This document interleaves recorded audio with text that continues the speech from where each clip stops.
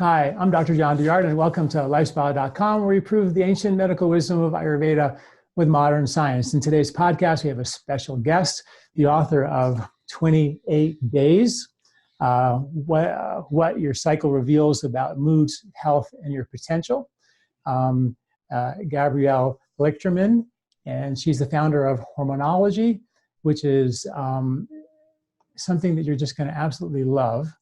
She's the creator of the Hormone Horoscope app and Female Forecaster app and author of 28 Days.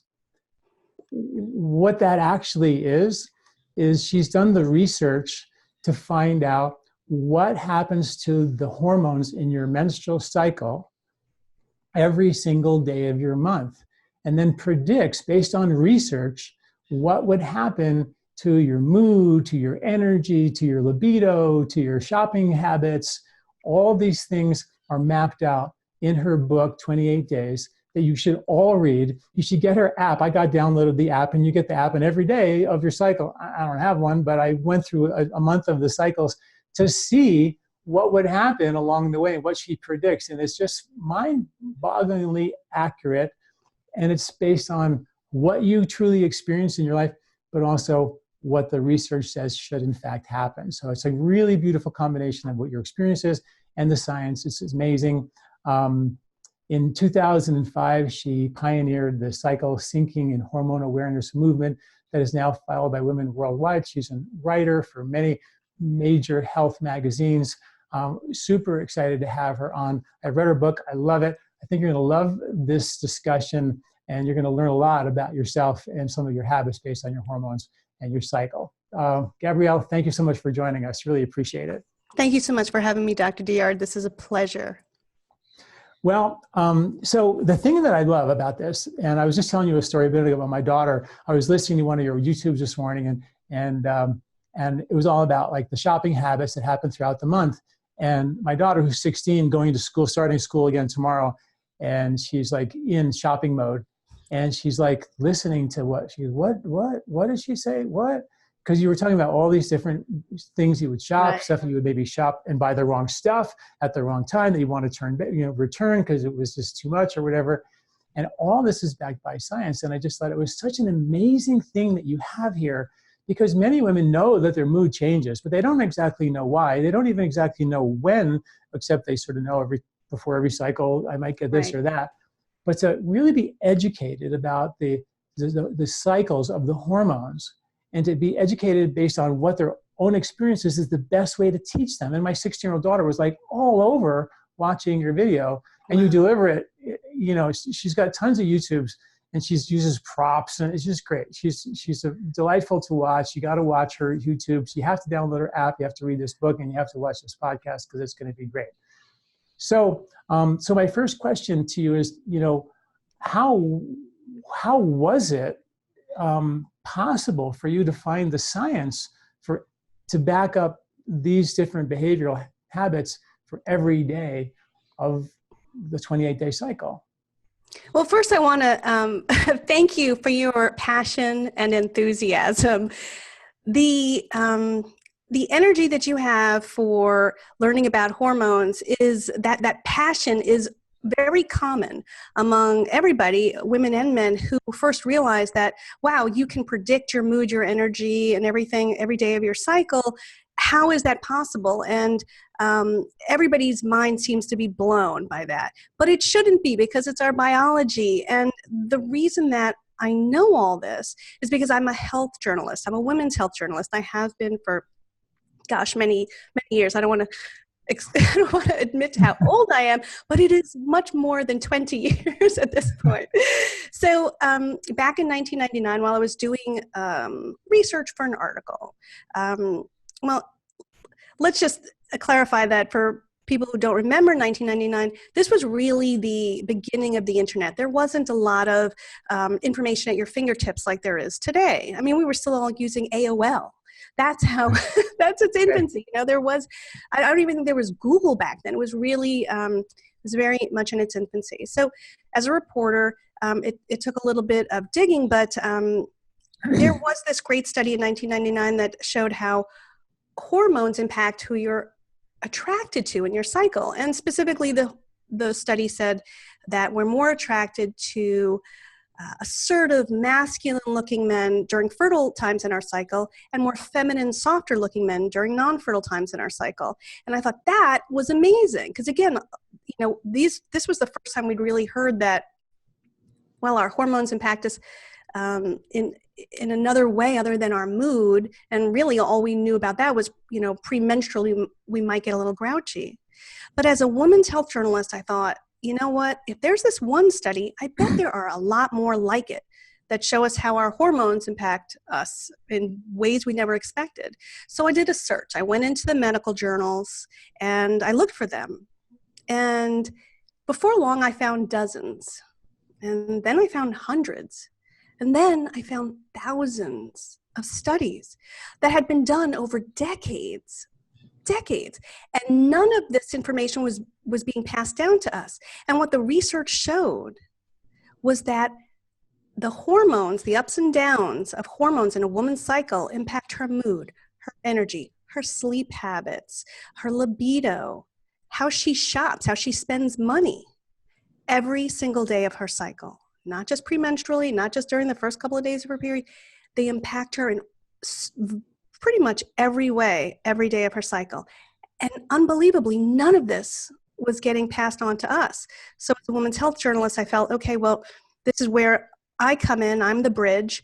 I like to take this great research and synthesize it in a way that people can use and deliver it in a way that it impacts their life right away. So that's why I wrote my book, 28 Days, developed Hormonology, which is basically an educational outreach mission that teaches women and girls how hormones impact them every day. And so all of it is based on science. And it's, I stand on the shoulders of these researchers who did this great research. They just didn't have a voice. They didn't have somebody to bring it to the people who could use it. There were some reports that said that science that gets buried in these journals can sometimes take 20 to 25 years before they reach medical practice. And, what you did was just kind of fast forward all that information out into one package. And I know when I first started doing videos and writing and sort of dialed down my practice a little bit and started, writing and teaching more about ancient wisdom and modern science, I thought that I would have like one or two articles to write, and I'd be done. Like I didn't know anything more, but then just exactly the same thing happened to you. The more I dug, the more research there was, and it was hundreds and thousands. Now we've got over 1,500 articles and all this stuff. And I'm constantly blown away about how much incredible science is just sitting there in these journals that nobody knows about. So I try to just kind of excavate it out of these wherever they are, these archives, and bring it to people with this ancient wisdom, modern science thing. And I feel you've done the exact same thing in your own world. And I think it's so cool that you did that you dug in and you found that, because nobody knows it's there. And so I think everybody's just like chomping at the bit to find, okay, what does this really mean? Now we have three basic hormones, right? Estrogen, progesterone, and testosterone. Maybe we start out by just giving us a little overview of what each of those do. And then maybe we can go week by week or something like that. Sure. And give people a guide. Does that sound like a good idea? Absolutely. So Okay. estrogen, when we talk about hormonology and how the hormones impact a woman's moods and energy and everything throughout her cycle, we're talking about three reproductive hormones, and that's estrogen, testosterone, and progesterone. Estrogen is the main hormone in women, and it follows kind of an M pattern, an up and down, then up and down again pattern throughout her cycle. And this hormone is responsible for both giving and taking away her mood, her good sleep, her energy.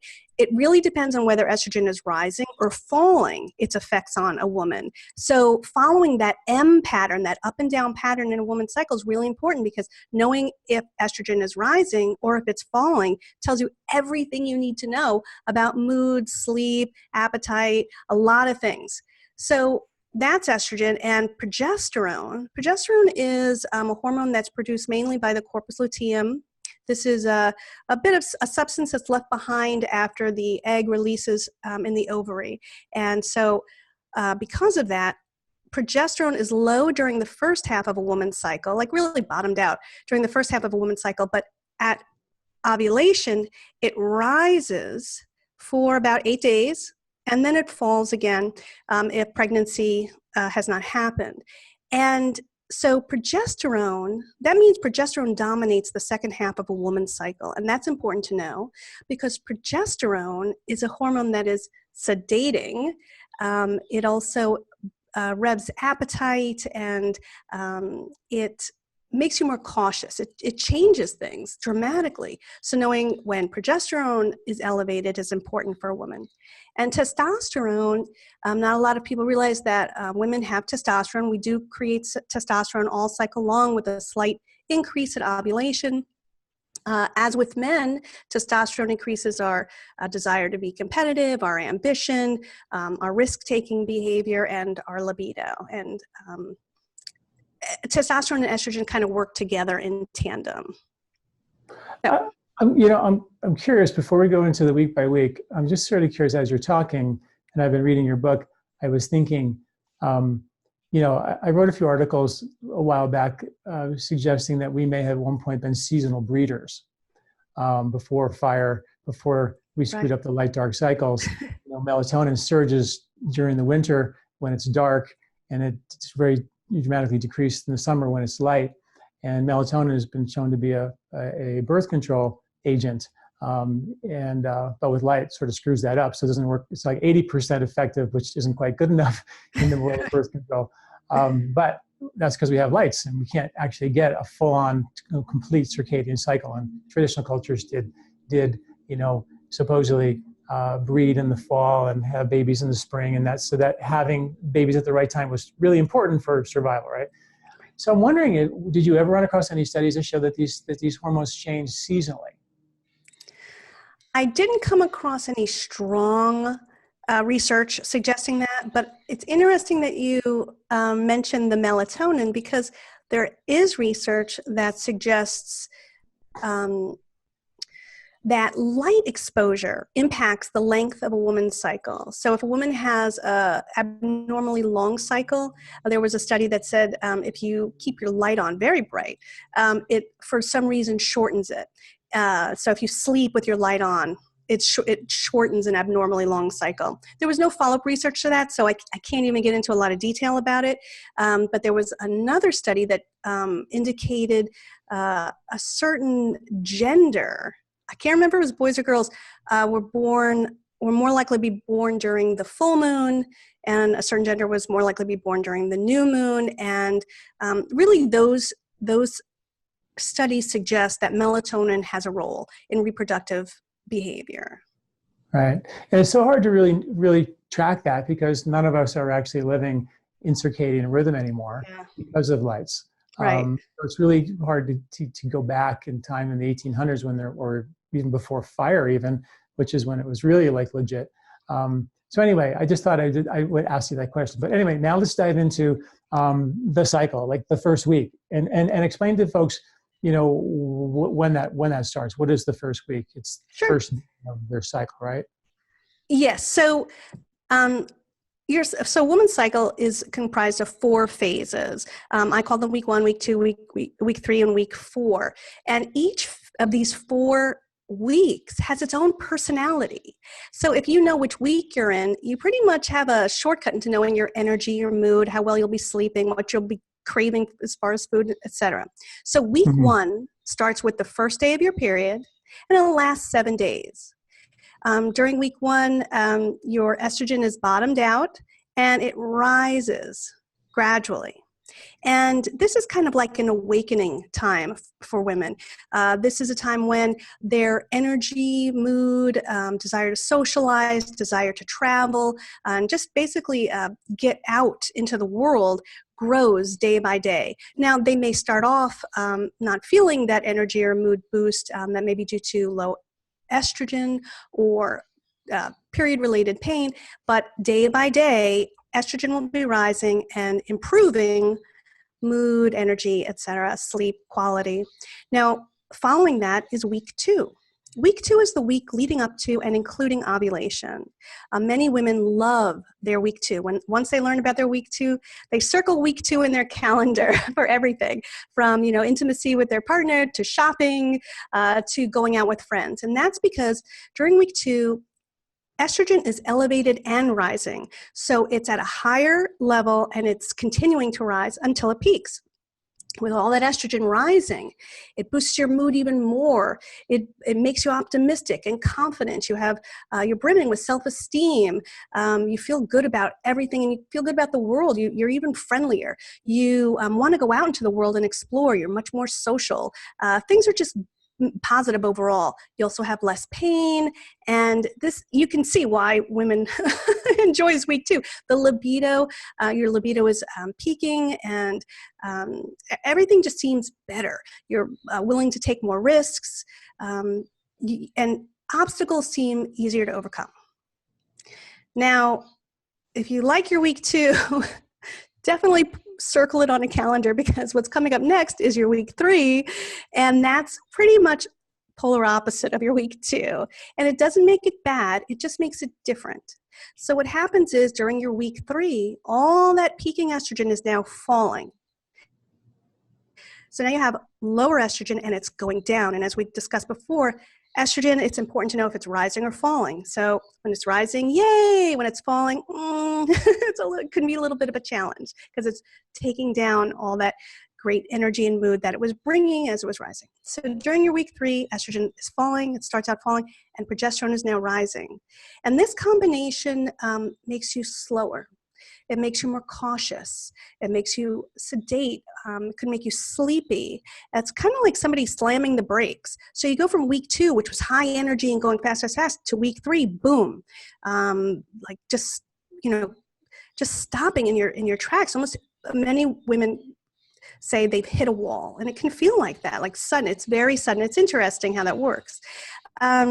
So your libido also bottoms out during this time due to elevated progesterone. So that's week 3. And week 4 is your premenstrual phase, and that's the 6 days leading up to your period. During these days, estrogen and progesterone fall, and this can lead to some mood issues in some women, or enhanced pain. And it really depends on, the woman and her lifestyle and her sensitivity to hormones. But it's a time when you're more cautious and pessimistic, and your energy is on the low side. So those are the 4 phases. So one of the things that in Ayurvedic medicine that they talk a lot about is that during the actual menstrual cycle period, that first week, that the energy, it's called the Panavata, downward moving life force, called the Panavata, that goes down, supports reproduction, should be left alone to kind of do that. Because you have another energy that goes up called Pranavata, which is the energy that goes to your head to give you energy to go do things. And when you're in your cycle, everything is sort of going down. And what you don't want to do is compete with that energy by being engaged in lots and lots of activities. It's sort of an introspective type of time of a woman's life. And when I first came back from India in 1986 and started hosting Ayurvedic doctors and traveling with them around the country, they were like, why do all of the women in America have menstrual problems? Like, what's up with that? Like, they didn't get it. Like, that doesn't happen in India. And there's some like remote parts of India that are still very tribal, and they have like, little places, tents for women to go to menstruate, and they have to be separated from the culture. It's weird and not good and chauvinistic and terrible, but is based on this idea that women they call it the resting time, where they would actually rest during that cycle. I don't think it was right to push them into a tent. In one little village I was at, there was this big, huge tent on stilts. It was like 30 feet high, and it was way up. And I was like, "What is that?" And they said, "That's the menstrual hut." I go, "What?" Wow, that's amazing. That's where all women go when they menstruate. I'm sure they probably loved it. They sit around and play cards, but it was just weird and wrong, and for all these reasons. So my question to you is their take was that by disrespecting the natural instinct to be introspective and rest during that period, we push the body into compensate into more stress that can over time compensate that by not respecting that cycle. It doesn't mean that there's a weakness in women during that period of time. I look at that as an opportunity for really pulling back the bow and really being introspective and being matriarchal and really tapping into the women's intuition. I want to talk about intuition as well, when that really kicks in. And for women, and really understand that's like how they pull back the bow, and then they kind of fill up their tank, and then they take that calm into their life, which we so desperately need, because Right. men are just like go shoot stuff, right? That's all they really want to do. And because of the testosterone, right? So I just wonder, is there any science to back up that ancient kind of concept that we should take a little break or be more introspective during that time? Yes. Oh, There cool. is. I'm glad you brought that up, because it is a good point to make. What's happening during the first few days of your period is estrogen is at its lowest point. And the reason for that is because when estrogen bottoms out, it's basically signaling to the body to start shedding the uterine lining. So it has to be really low. So now during the first few days of your period, you have a very, very low level of estrogen. Basically, your gas tank is empty. Right. But on top of that, you're shedding iron as you bleed. Right. So when that happens, you don't have to reach a level where you're clinically anemic to have to feel the effects of iron loss. And what happens when you lose iron as you bleed, as you know, is you experience fatigue. You have sleep issues. You can have anxiety. You can have the blues or depression. And that's because iron is essential for it's essential for helping to balance serotonin in the brain, and it's essential for bringing oxygen throughout the body. So when iron is low, our energy is low, our mood is low. So now couple that with low estrogen, low gas in our tank. And yes, there is a time when women, many women will want to just cocoon and stay in their own, Right. nearby menstrual hut, whatever that is, and be introspective and rebuild their resources. So I can see where the idea of a menstrual hut came to be. And then you've got on top of this, women who experience pain during menstruation. If they do, that's also something that's going to drag down their mood and energy as well. And they need that time to rejuvenate. So this is really fascinating. I think we touched on an epidemic that is unsung in America and around the world. The number one deficiency on the planet is an iron deficiency. And there's a source of iron. People get their blood tests, their annual blood, and they look at the iron, and it's usually, for most people, pretty good. But the storage form of iron is called ferritin, and very few people ever get their ferritin tested. But it's an epidemic of depletion in women, particularly young women, like who are more athletic and Right. menstruating. And because you're losing iron every single month, you start dipping into your reserve iron store. So ferritin can be lower and lower, and that number should be over 80 nanograms per milliliter when you get that tested. So if you feel like you're saying that low, tired, lethargic, even a little bit moody or depressed during that time, that could be you're taking the low iron you have and you're dipping into your reserves even more, and now you feel even more depleted. So Ayurveda would say, hey, because you're at the low tank, your gas tank of estrogen is empty, because you just lost some iron, this is a time that we're telling you to rest. And if you go in and push and run a marathon and do all these kinds of things, you're gonna pay a price. You're gonna dip into that ferritin reserve store and over time become significantly depleted. So this is a time to rebuild that. I worked with Martina Navratilova. She did the forward to one of my first books years ago. And she said, John, if I'm playing Wimbledon or some Grand Slam tournament, tennis, if you don't know who she was, she's like ridiculously like the most amazing tennis player of all time. But a lot of kids, 20, don't even know who she is. She's like one of my favorite people on the planet. Yeah. And she said, if I was having my menstrual cycle during the tournament, it just wasn't going to be like, I wasn't going to kill it, and a lot of times she just knew it was just not going to be her best tennis. And, but when she was, at the right time of her cycle, she was just like on it and just unbeatable.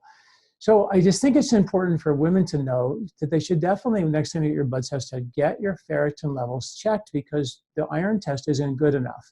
And then you have to think about, really looking at iron replacement, which, like I said, is number one deficiency on the planet. and Right. most people don't know about it. And what you brought up in your book, which I thought was really cool, was the iron deficiency piece, which most people don't talk about in this regard, as with reference to your mood and your energy and things like that. So, got a beautiful understanding how the ancient wisdom of like, hey, take it easy now because we haven't put the gas back in the tank yet, and your iron reserves are low, so we need to replenish that.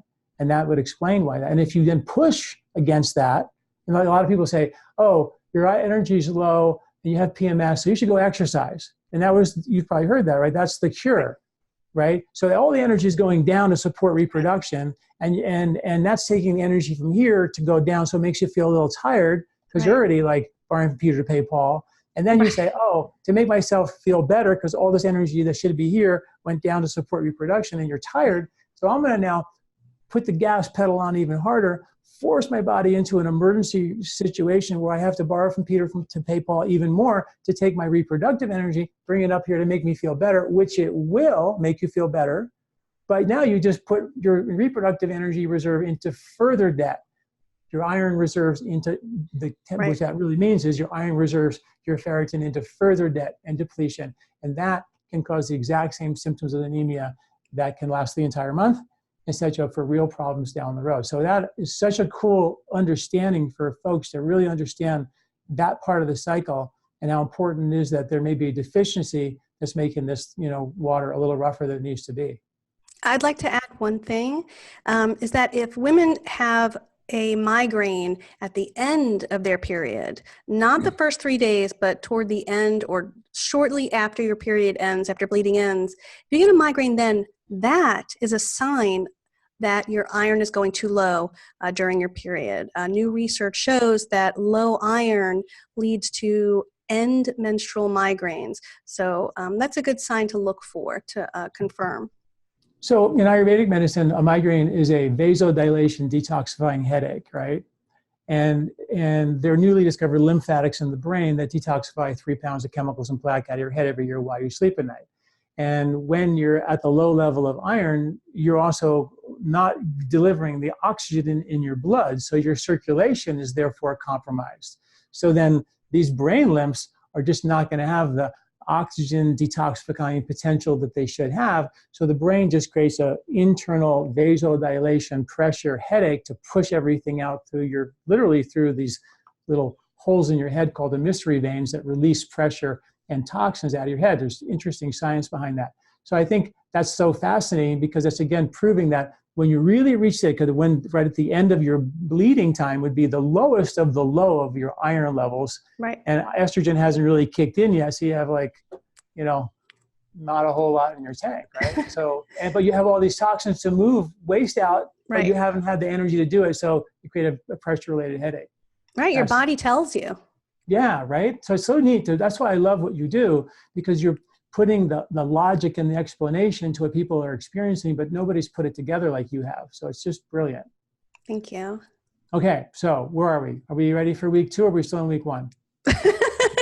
We went through all the weeks. No, we have to go through, we just did week 1, but I want you to, we need to go deeper. I need to. Deeper, sure. Yeah, we need to talk about how people really feel. Oh, yeah. Let's talk about their brain function in week 1. Let's talk about their mood in week 1, their shopping habits in week 1. Sure. And their bowel movements in week 1 you talked about in your book. Yes. Your libido, right? Everyone wants to talk about that. Your sleep habits. So yes. We need to drill in here just a little bit. Great.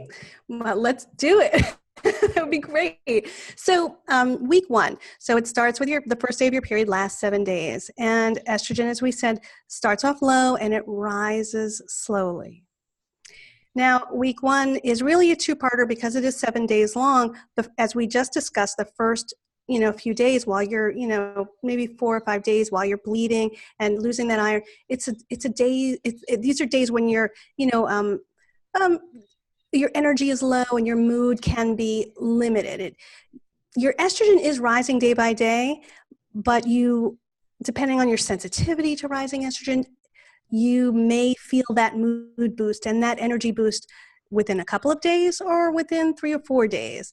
You will feel it. So just hold on. So as estrogen rises throughout your week 1, you'll notice that your libido increases, your desire to explore increases. And this is why I say your week one is a two-parter, because you're going to be in your day one and think, well, I don't want to go outside. But by the time you get to your day 7, you're going to think, what events are there that I can attend like right now? I want to meet people. I want to go out there into the world. So it's really a transitional week where you're going from low to really a mid-level of your mood. You're feeling more optimistic. You're feeling more confident. You feel more social. And this is also a time during your week one when, as you talked about bowel movements, when your body is getting rid of all this excess waste it no longer is holding on to, it no longer needs. Rising estrogen has a slight diuretic effect, so you're emptying your bladder more frequently and more easily. You're shedding that excess fluid that you held on to during the second half of your cycle. During your period, you may have loose stool or diarrhea. This is due to researchers believe prostaglandins. Prostaglandins are hormone-like chemicals that push menstrual fluid out, and the researchers believe that these prostaglandins also push solid waste out, so it may be that you're getting such a push that it turns into loose stool or diarrhea. It's fine. You're basically just getting rid of all that excess waste your body held onto in the second half of your cycle. I personally like that feeling of being cleaned out when my body just naturally cleans itself out. So your week one is a time of transition. It's a time of really you're getting ready for the excitement to come, the social aspect, relationships, because as your estrogen increases, you rise with it. You come out with it. So week 2 is a time when estrogen is high, it's already elevated, and it keeps rising, and it's climbing toward its peak. And when this happens, your memory is sharper, your verbal abilities are sharper, you're thinking faster, so your brain is getting a real buzz. This is a time, your week 2, the week leading up to and including ovulation, is a time when you should be scheduling, when you can, events that help you shine, help you show off.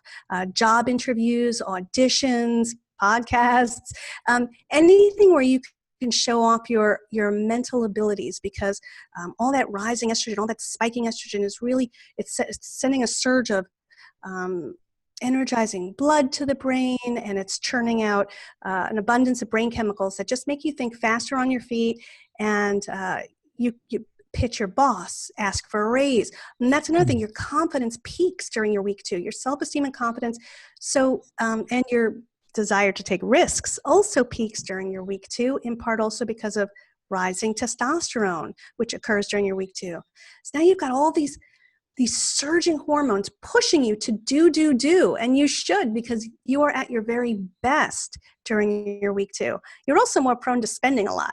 Week 2 is a very outward energy. You're going out into the world socially. You're spending more. You're talking a lot more. You tend to be much more verbal. If somebody asks you a question, you're probably going to go on and on and on long after they wished you would have stopped. But you have a lot to say, and your brain is it's just moving faster. Week 2 is also the best time to schedule intimacy with your partner. Your libido is peaking during this phase thanks to spiking estrogen and spiking testosterone. In addition to that, orgasms are easier to reach and much more intense. This is a time when you should throw out the calendar when it says, okay, we'll schedule intimate dates with my partner on the weekend, and instead say, week 2, every day, week 2, I'll cancel, my appointments and, let's have a date with my partner. Or this would be a time when you would schedule a romantic getaway with your partner or your honeymoon with your partner, because you do have these natural feelings due to hormones. This is, a lot of women enjoy this time. This is a time when they feel great about themselves and their energy is spiking. But I have to say, some women don't enjoy this phase as much, their week 2 as much, and that's because they have anxiety sensitivity. If you have anxiety issues, this spiking estrogen can exacerbate that, and so that's something to be aware of. If you have that issue. If you do, then this is a time in your cycle when you need to plan for that and do the self-care that you need to counter that anxiety. That this is when you have to be really on top of that. And so week 3. Wait. Go ahead. Let's not do week 3 yet. Let's talk about more about week 2. Okay. What I think is fascinating is that when you really look at these hormones, it's really all about making sure that the species survives. Yes. Right? It is. They do have a one-track mind, hormones. Right. Every effect they have on us is really just for that. Yeah. Unbelievably. Right. So when estrogen is spiking and testosterone is spiking, and it's like, I think you mentioned, I heard you say once, where you're like, putting your stuff out there, trying to be the prettiest and most, yes. The one that the men would pick or choose or whatever, because you want to get pregnant and make sure that this body, keeps the species going. And that's that underlying hormonal drive, probably driven by underlying microbes. That's another story. But so what's sort of interesting about that is that, well, number one is that the women's cycle is just so much about this kind of reproductive species urge that's there. But there's also this thing called intuition. And I read a study that showed that when estrogen starts to surge, women are way more intuitive. And it would make sense that, like, around ovulation, a woman would really need to know, like, if there's danger, or just to know, like, intuitively how to protect, and of course, higher estrogen would provide that awareness, I guess, at some deep level. So I wondered if that's the time, and you said, well, too much estrogen would make you then maybe too aware, and too much awareness is basically anxiety, right? You're like super aware, and that's just too much to handle, and that could explain that piece. You're getting this hypersensitivity, call it higher awareness, which is intuition. That's taking place, and you have all this energy, so it's like, way too much. But is that something that you've seen, like the intuition part? Because I really do believe that women have these cycles of these M-like cycles, you said, ebbs and flows, but there's something special about a woman's physiology that taps into that deep inner intuition, that feeling based versus just pure testosterone, which is not that really provides a level of compassion and understanding and leadership from, I think, the right place. And I surely hope that we have a woman president soon. But I really believe that we really need that kind of leadership, because what kind we have now is a little bit testosterone based, right? Competitive based. I think that's fair to say. Up until now, it's been all male. So yeah, very much testosterone based. Yeah. Yeah. So except for Jimmy Carter. Talk about intuition. Like, how does that tie into all this? Well, it's interesting that you bring up intuition. There are actually 2 points in a woman's cycle when her intuition peak, and for different reasons. That's another interesting thing about your cycle. You can schedule so much because you know what's going to happen ahead of time. And one of these things that you can kind of plan for is when you're going to be more intuitive. And it's so interesting because the reasons you're more intuitive are peaking estrogen and falling estrogen. So during your week 2, when your estrogen is peaking, you're much more hyper aware. As you said, your brain is working faster, you're picking up more. And as you wisely pointed out, this is a time when we're competing with other potential women, potential partners or potential rivals for partners, for romantic partners. Whether we are or not, our body doesn't care. It acts as if we are in competition with other women for potential romantic partners. So it makes us more aware of people's gestures. Our research shows that we're more aware and can read other people's micro expressions on their face. We can read their body language. We're more accurate. During our week 2, we're more accurate at reading these messages people are silently sending out. And so it makes us, and it's all due to rising estrogen. And it's because we're trying to edge out our rivals. And it's also because they believe, the researchers theorize that we become better at understanding what people are thinking by looking at them, by reading their micro expressions and their body language. The researchers believe that's because we are trying to create more bonds with people. We're trying to, we're more social during this time, again, to find a partner. And by understanding what people are thinking, by reading their thoughts, basically, based on how they look, but on their expressions, it's easier for us to find a partner, to create these social bonds. So that's interesting. So our intuition is higher during our week 2 because of that high estrogen. But it comes back again during our week 4, the premenstrual phase. And that's because plunging estrogen puts us more in touch with our deeper emotions. So we're much more introspective, we're much more analytical, and we're analyzing other people's motives and feelings and what they've said. And so we're synthesizing all that information that we take during that more emotionally aware time. So during week 2, peaking estrogen makes intuition spike. And then during week 4, it spikes again because we're picking up different types of signals that give us more messages. That would continue into week 1 too, because your estrogen is low there too, or not? Well, as I said, when estrogen rises and when it falls, it has different effects. So as estrogen falls, it creates changes in the brain, notably the serotonin, that change your mood and they alter how you feel, how sensitive you are emotionally. But as soon as estrogen rises, it has a totally different effect because it's spurring more serotonin.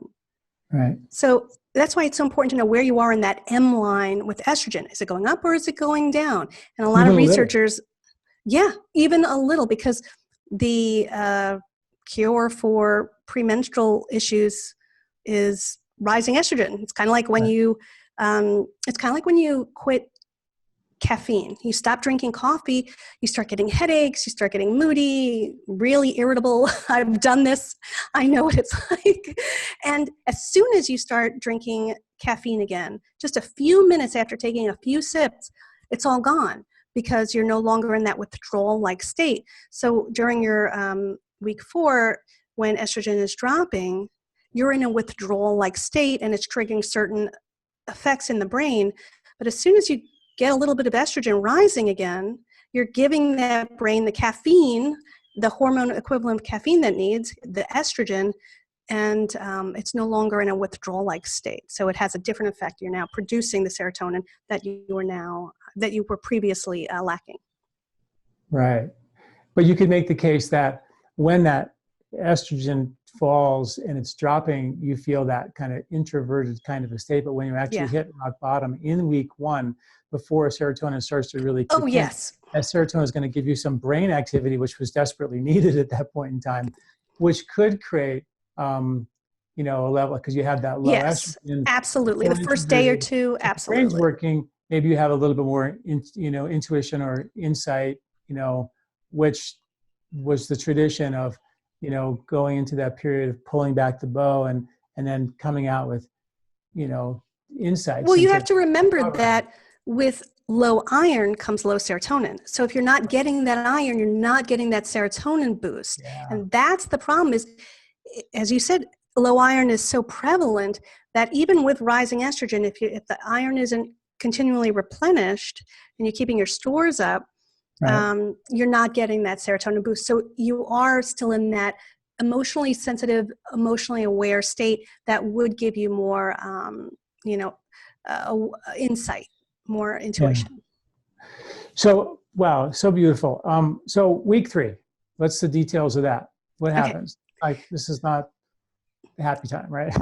Well, I don't want to say that because I don't want to play favorites. I want to, every week has a different personality and we can appreciate each week for its, for itself. You wouldn't, say like a boisterous, loudmouth friend over a quiet friend. They're just different. Right. So I try to make friends with all my weeks. I get it. It's all good.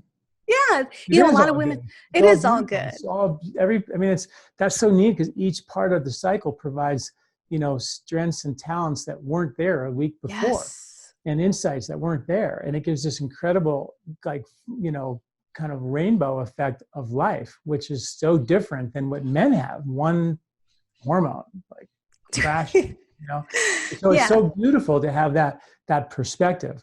And each week, if you can tie into what's really Yes. trying to happen and take like a buffet, take the good, leave the bad, and move on, Yeah. you can learn a lot. I think I'm learning a lot about this. It's great. So week 3.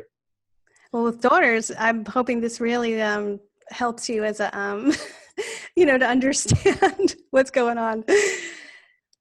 Week 3 is interesting. You said something interesting about take the good, take the bad. One of the great benefits of your week 3, once you get into it, is you concentrate more easily.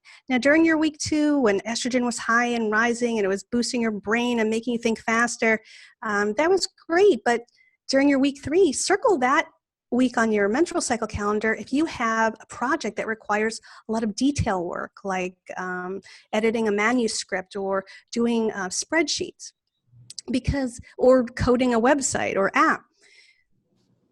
Thanks to rising progesterone, it's mellowing out your brain. So researchers say this helps prolong your ability to focus without distraction. So that's a great strength to look forward to in your week 3. It's a great thing to schedule, to use to schedule work and school. So week 3 also is a time when you are more sedate generally.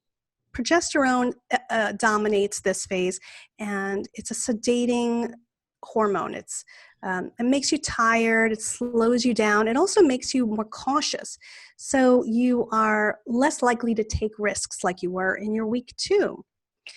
This means that, you may be driving a little bit more slowly, or you may be, worry about submitting a resume to a job that you may not be a perfect fit for.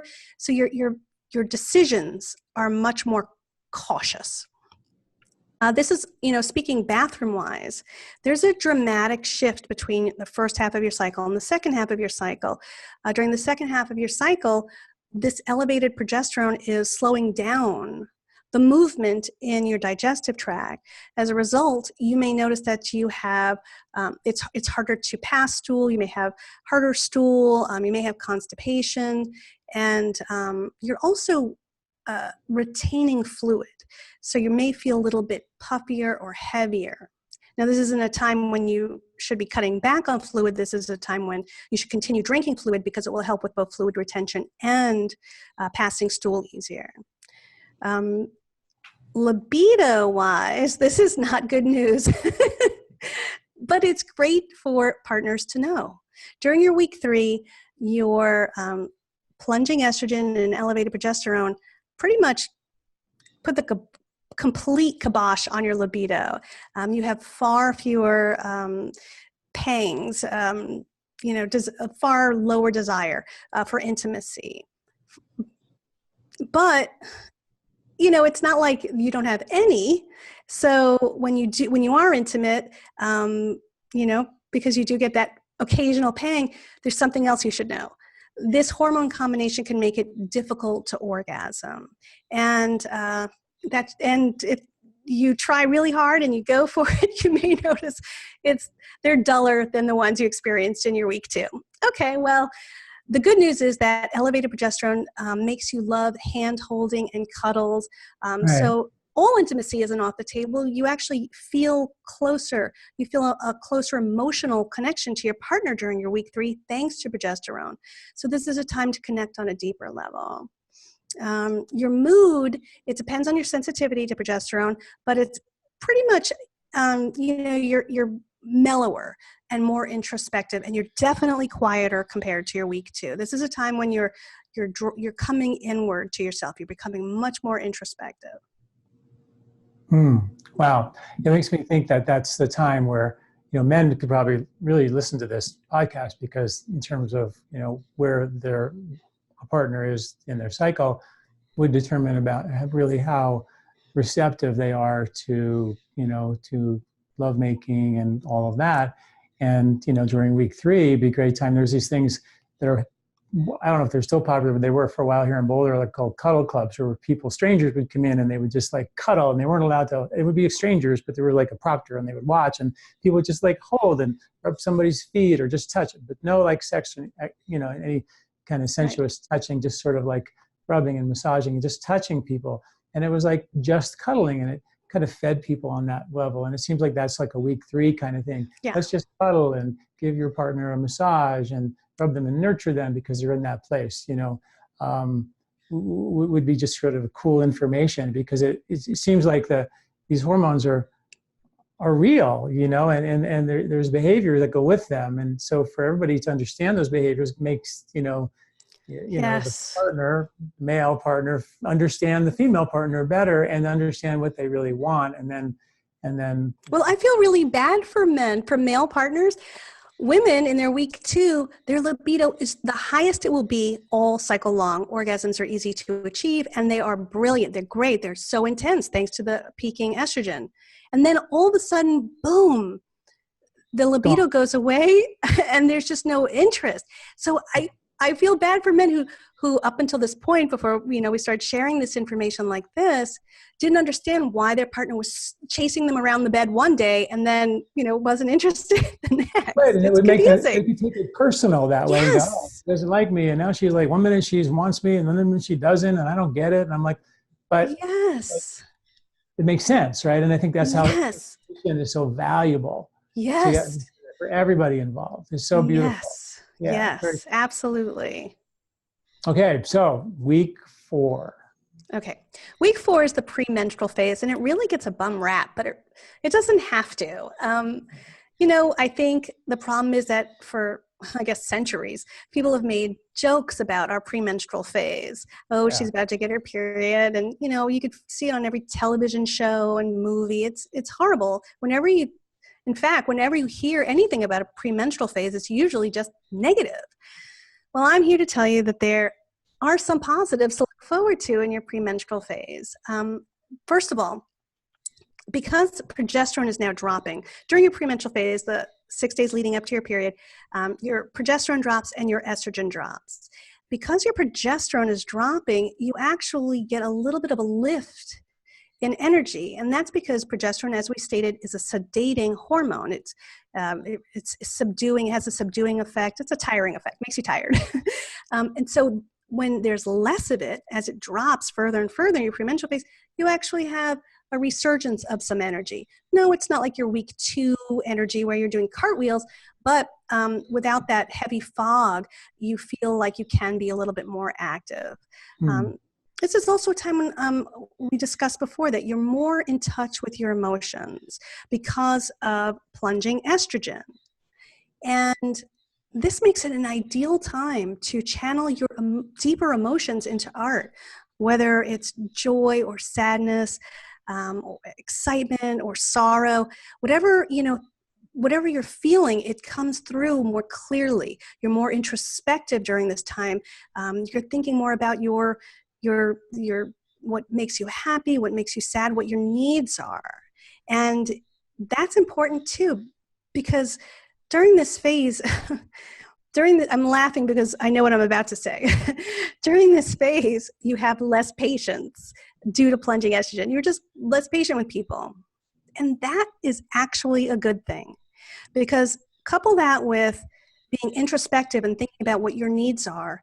Your premenstrual phase is setting you up to build the boundaries you need to make your life happier. Say, for instance, your roommate is always late with her rent, and or somebody at work is always asking you to do their work for them, and you've let them do it. During your premenstrual phase, you have less patience with things that, with people who are irritating you, and you're more in touch with what your needs are. So this is a great time to voice what your needs are. So I think the premenstrual phase can be a very powerful time.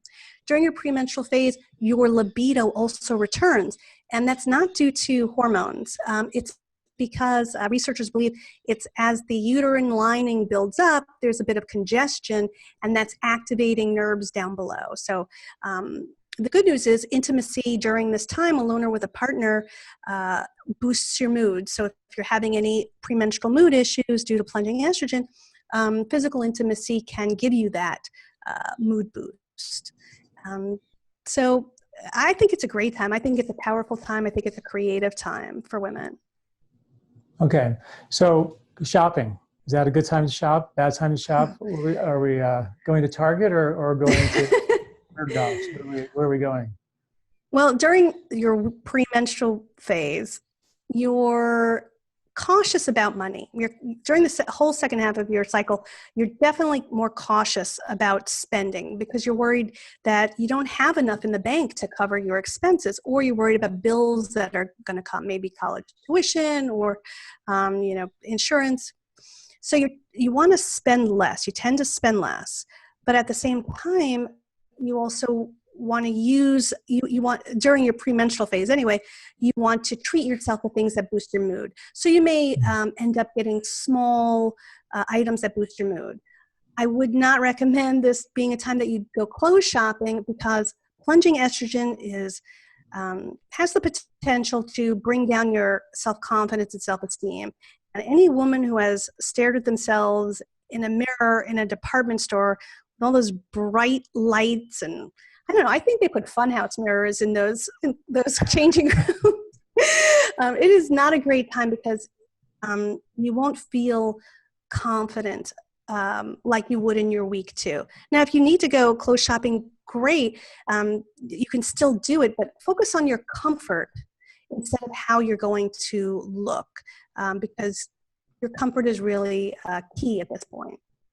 But in week 2, at the end of week 2, at ovulation, when you have the rising estrogen and the testosterone, you run the risk of buying something a little bit crazy, right? Yes, that's right. The ideal time to shop for women in their cycle is pretty much day 4 or 5, a few days after their period starts, through a few days before ovulation.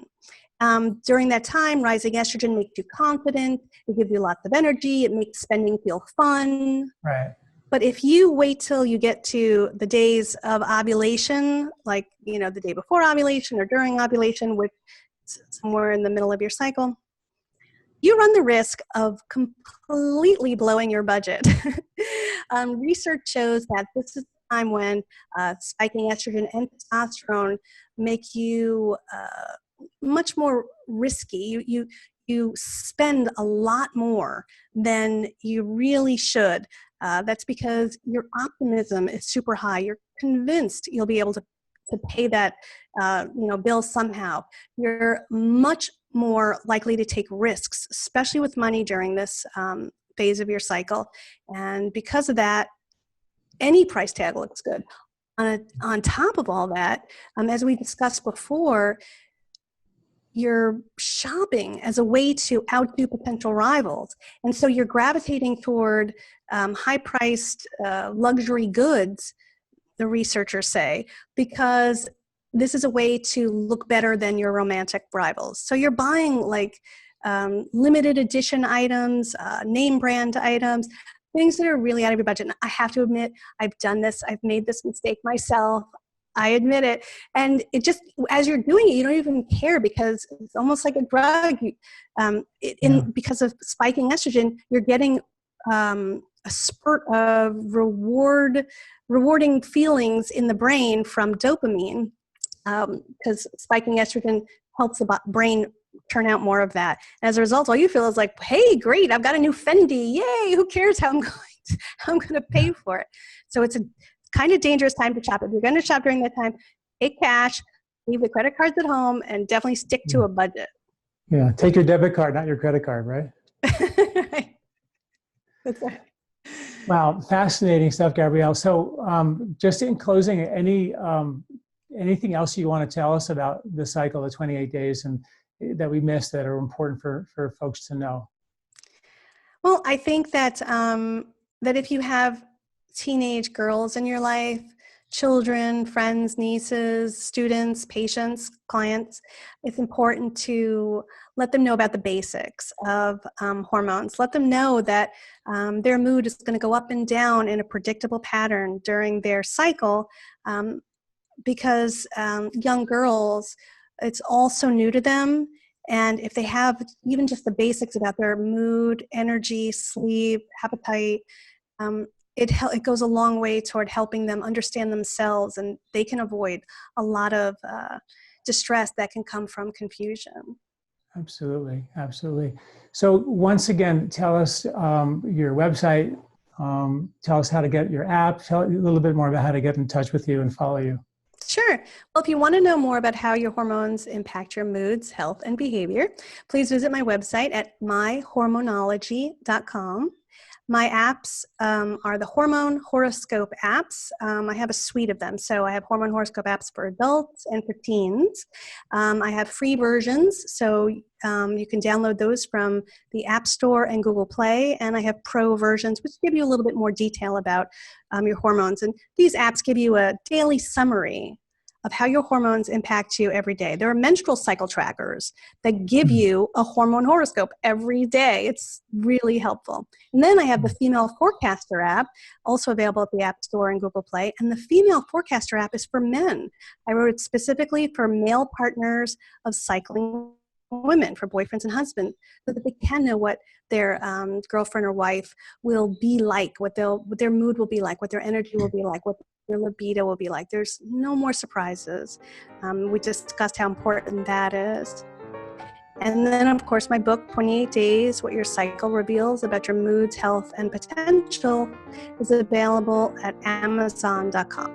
Well, that's fantastic. I hope everybody takes advantage of that information. Gabrielle, thank you so much. This has been great, super informative. I think everybody's going to love this. And thanks for taking the time and doing all this incredible work. Really appreciate it. Great. Well, thank you so much, Dr. Douillard. This has been a pleasure. Do you like this video? Don't forget to subscribe and share. This recording is brought to you by LifeSpa, where ancient Ayurvedic wisdom meets modern science. Get access to free health video newsletters by Dr. John at lifespa.com. These statements have not been evaluated by the FDA. These products are not intended to diagnose, treat, cure, or prevent any disease.